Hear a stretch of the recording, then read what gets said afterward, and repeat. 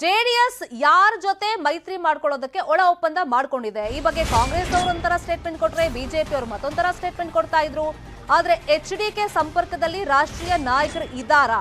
ಈ ಬಗ್ಗೆ ಕುಮಾರಸ್ವಾಮಿ ಅವರೇ ಸ್ಫೋಟಕವಾದಂತ ಹೇಳಿಕೆಯನ್ನ ಕೊಟ್ಟಿದ್ದಾರೆ.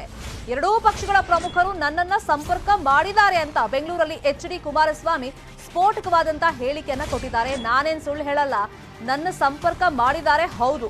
ಜೆಡಿಎಸ್ ವಿಶ್ವಾಸಕ್ಕೆ ಪಡೆಯುವಲ್ಲಿ ಸ್ಪರ್ಧೆ ಈಗ ಶುರುವಾಗಿದೆ. ಮೈತ್ರಿಗೆ ಎರಡೂ ಪಕ್ಷಗಳಿಂದ ಪ್ರಯತ್ನ ನಡೀತಾ ಇದೆ ಅಂತ ಹೇಳಿ ಕುಮಾರಸ್ವಾಮಿ ಹೇಳಿಕೆಯನ್ನ ಕೊಟ್ಟಿದ್ದಾರೆ.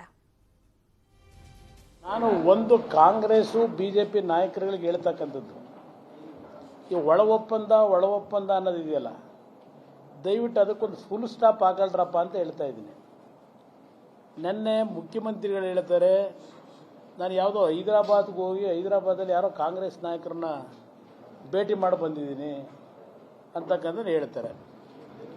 ಏನೋ ಒಪ್ಪಂದ ಆಗಿದೆ ಕಾಂಗ್ರೆಸ್ಗೆ JDSಗೆ ಅಂತ ಹೇಳಿ.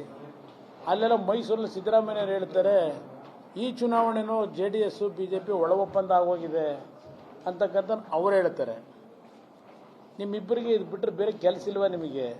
JDS ಬಗ್ಗೆ ಮಾತಾಡೋಕ್ಕೆ ನಿಮಗೆ ಸಬ್ಜೆಕ್ಟ್ ಇಲ್ಲದೆ ಇದ್ದರೆ, ಇಲ್ಲ ಏನಾದರೂ ಬೇಕಾದ್ರೆ ನಾನೇ ಕೊಡ್ತೀನಪ್ಪ ಸಬ್ಜೆಕ್ಟ್ ಬೇಕಾದರೆ.